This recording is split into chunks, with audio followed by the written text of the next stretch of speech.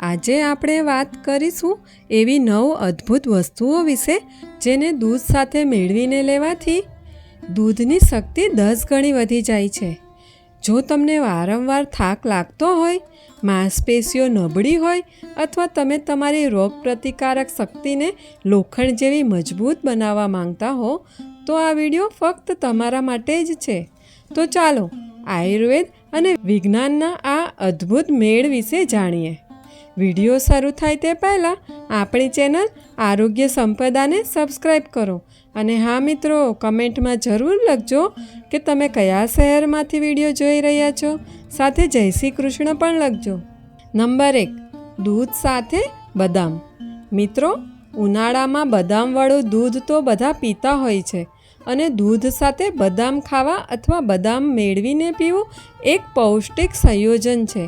બદામમાં સ્વસ્થ ચરબી, vitamin E અને મેગ્નેશિયમ ભરપૂર માત્રામાં હોય છે, જે દૂધના કેલ્શિયમ સાથે મળીને હાડકાને મજબૂત બનાવવામાં મદદ કરે છે। રાત્રે બદામને પાણીમાં પલાળી સવારે દૂધ સાથે ખાવાથી ઉર્જાનું સ્તર વધે છે અને મગજનું આરોગ્ય વધુ સારું રહે છે। આ સંયોજન પ્રોટીનથી ભરપૂર હોય છે, જે માંસપેશીઓના રિપેરમાં મદદ કરે છે। દૂધ સાથે બદામ ખાવાથી પાચન ક્રિયા પણ સારી રહે છે અને ત્વચાને સ્વસ્થ રાખવામાં મદદ મળી શકે છે। ઘણા લોકો તેને સ્મૂધી અથવા શેકના રૂપમાં પણ પીતા હોય છે। તેના નિયમિત સેવનથી રોગપ્રતિકારક શક્તિમાં પણ ફાયદો થઈ શકે છે, પરંતુ જેમને બદામની એલર્જી હોય તેમણે તેનું સેવન કરતાં પહેલાં વિશેષ સાવધાની રાખવી જોઈએ। કુલ મળીને આ દૈનિક પોષણ વધારવાનો એક સરળ અને સ્વાદિષ્ટ ઉપાય છે। નંબર 2, દૂધ સાથે હળદર। મિત્રો, શિયાળામાં મોટાભાગના લોકો દૂધમાં હળદર મેળવીને પીતા હોય છે। તેને ગોલ્ડન મિલ્ક નામથી પણ ઓળખવામાં આવે છે। હળદરમાં કર્ક્યુમિન હોય છે, જે સોજા વિરોધી ગુણોથી ભરપૂર છે અને દૂધ સાથે મળીને રોગપ્રતિકારક શક્તિ વધારવામાં મદદ કરી શકે છે। તે સાંધાના દુખાવા અને સોજા ઘટાડવામાં પણ મદદરૂપ બની શકે છે। મિત્રો, હું પોતે પણ શિયાળામાં દરરોજ રાત્રે હળદરવાળું દૂધ પીઉં છું। રાત્રે સૂતા પહેલાં હળદરવાળું દૂધ પીવાથી ઊંઘ પણ ઘણી સારી આવે છે। હળદર દૂધના પોષક તત્વોમાં વધારો કરે છે અને એન્ટીઓક્સિડન્ટ અસર પ્રદાન કરે છે। તે પાચન સુધારવામાં અને ઠંડીથી બચાવવામાં પણ ઉપયોગી માનવામાં આવે છે। તે ઉપરાંત તેમાં થોડા મરી મેળવવાથી તેનું શોષણ વધુ સારું થાય છે। તેના નિયમિત સેવનથી ત્વચાનું આરોગ્ય પણ સુધરી શકે છે। મિત્રો, તમને એક વિનંતી છે, તમને વિડીયો સારો લાગે તો વિડીયોને જરૂરથી લાઈક કરજો અને કમેન્ટ પણ કરજો। તમારા એક લાઈક અને કમેન્ટથી અમને વધારે પ્રોત્સાહન મળે છે કે હજી સારી માહિતીઓ તમારી સમક્ષ પહોંચાડી શકીએ। નંબર 3, દૂધ સાથે ઘી। મિત્રો, દૂધમાં થોડું દેશી ઘી મેળવીને પીવું ખૂબ જ જૂનો પરંપરાગત ઉપાય છે। ઘી સ્વસ્થ ચરબી આપે છે, જે દૂધ સાથે મળીને સાંધાના દુખાવામાં રાહત આપી શકે છે। તે પાચન તંત્રને મજબૂત બનાવે છે અને કબજિયાતથી બચાવવામાં મદદ કરે છે। ઘી દૂધને વધુ પૌષ્ટિક બનાવે છે અને શરીરને હૂંફ આપે છે। રાત્રે તેનું સેવન કરવાથી સારી ઊંઘ આવવામાં મદદ મળી શકે છે।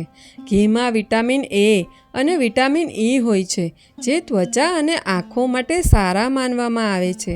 જે લોકોને કબજિયાત અથવા નબળાઈની સમસ્યા હોય તેમના માટે આ ખૂબ જ ફાયદાકારક છે, પરંતુ તેનું સેવન મર્યાદિત માત્રામાં કરવું, કારણ કે તેમાં કેલરી વધુ હોય છે। વધુ માત્રામાં લેવાથી વજન વધવાની સમસ્યા પણ થઈ શકે છે। નંબર 4, દૂધ સાથે વરિયાળી। મિત્રો, દૂધમાં વરિયાળી ઉકાળીને પીવું પાચન સંબંધિત સમસ્યાઓનો એક અચૂક ઉપાય છે। વરિયાળીમાં એવા પ્રાકૃતિક તેલ હોય છે જે દૂધના ભારેપણાને ઓછું કરે છે અને તેને સરળતાથી પચી શકે તેવું બનાવે છે।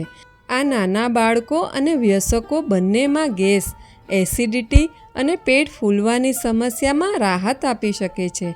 વરિયાળીવાળું દૂધ પીવાથી આંખોની રોશની વધે છે અને શરીરની ગરમી ઘટાડવામાં પણ મદદ કરી શકે છે.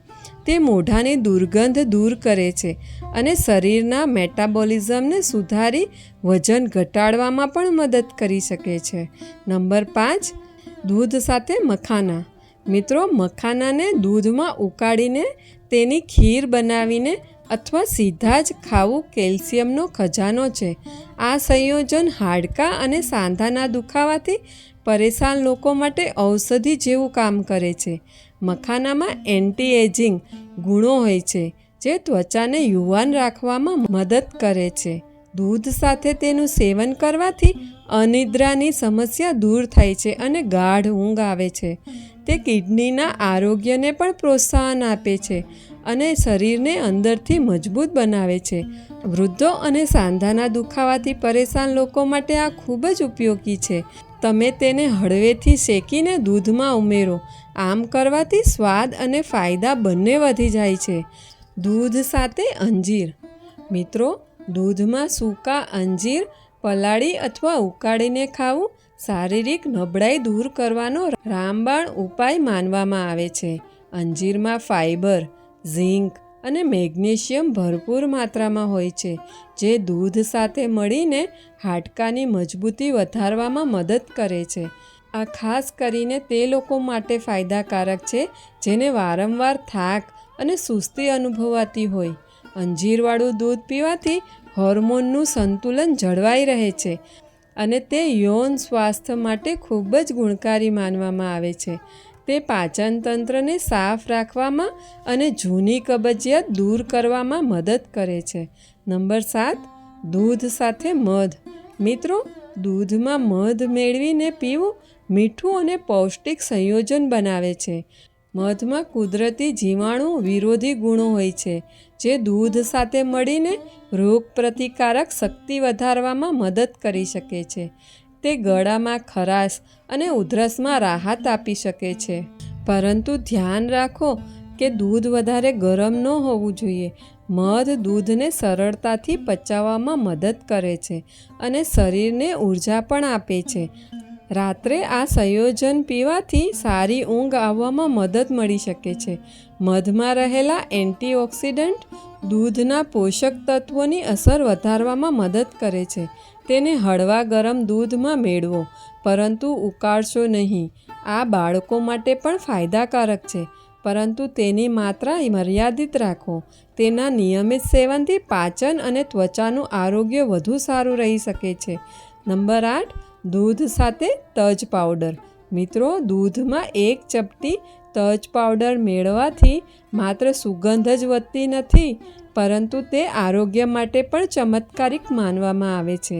તજ શરીરમાં ઇન્સ્યુલિન પ્રત્યેની સંવેદનશીલતા વધારે છે, જેના કારણે શરીરમાં શર્કરાનું સ્તર નિયંત્રણમાં રહે છે. દૂધ સાથે તેનું સેવન કરવાથી પાચન ઝડપી બને છે, જે શરીરમાં ચરબી ઘટાડવામાં ઘણી મદદ કરી શકે છે. તેના કારણે ઊંઘ પણ સારી આવે છે અને શરીર પણ આરામ અનુભવે છે. તેમાં રહેલા જીવાણુ વિરોધી ગુણો શરીરને મોસમી રોગો અને ચેપથી બચાવવામાં મદદ કરે છે. રાત્રે તજવાળું દૂધ પીવાથી શરીરની થાક દૂર થાય છે અને માંસપેશીઓના દુખાવામાં પણ ઘણો આરામ મળે છે. નંબર 9, દૂધ સાથે ખજૂર. મિત્રો, દૂધમાં ખજૂર ઉકાળીને પીવું આયરનની ઉણપ દૂર કરવાનો એક સારો ઉપાય છે. ખજૂરમાં રહેલી કુદરતી મીઠાશ દૂધનો સ્વાદ વધારી દે છે અને ખાંડ ઉમેરવાની જરૂર રહેતી નથી. આ સંયોજન હિમોગ્લોબિનનું સ્તર વધારવામાં મદદ કરે છે અને શરીરમાં લોહીની ઉણપ થતી અટકાવે છે. ખજૂરવાળું દૂધ પીવાથી પાચન તંત્ર સારી રીતે કામ કરે છે અને કબજિયાતની સમસ્યામાં પણ રાહત મળે છે. તે પુરુષો અને મહિલાઓ બંનેમાં સ્ટેમિના અને પ્રજનન ક્ષમતા સુધારવામાં મદદરૂપ બની શકે છે. તેનું સેવન રાત્રે કરવું વધુ ફાયદાકારક માનવામાં આવે છે. તો મિત્રો, આ હતી તે 9 ખાસ વસ્તુઓ જેને જો આપણે દૂધ સાથે યોગ્ય રીતે અને યોગ્ય સમયે લઈએ તો તે આપણા સ્વાસ્થ્ય માટે કોઈ વરદાનથી ઓછું નથી. યાદ રાખો, આયુર્વેદ અનુસાર યોગ્ય ખાનપાન જ સૌથી મોટી ઔષધિ છે. મિત્રો, મને આશા છે કે આજની આ માહિતી તમારા અને તમારા પરિવારના સ્વાસ્થ્ય માટે ઘણી લાભદાયી સાબિત થશે. જો તમને આ વિડીયો પસંદ આવ્યો હોય તો તેને લાઈક જરૂર કરો અને તમારા મિત્રો અથવા સગા સંબંધીઓ સાથે શેર જરૂર કરજો, જે પોતાના સ્વાસ્થ્યનું ધ્યાન રાખવા માંગતા હોય. સ્વાસ્થ્ય અને આયુર્વેદ સંબંધિત આવી જ જ્ઞાનવર્ધક માહિતી માટે અમારા ચેનલને અત્યારે જ સબસ્ક્રાઈબ કરો અને બેલ આઇકન દબાવવાનું ભૂલશો નહીં, જેથી તમે કોઈ પણ નવી માહિતી ચૂકશો નહીં. અને જો તમારા મનમાં કોઈ પ્રશ્ન હોય અથવા તમે કોઈ ખાસ વિષય પર વિડીયો જોવા માંગતા હોય તો નીચે કમેન્ટ બોક્સમાં જરૂર જણાવો. મળીએ આગામી વિડીયોમાં. ત્યાં સુધી સ્વસ્થ રહો, મસ્ત રહો, પોતાનું ધ્યાન રાખો. વિડીયો અંત સુધી જોવા બદલ તમારો ખૂબ ખૂબ આભાર. રાધે રાધે.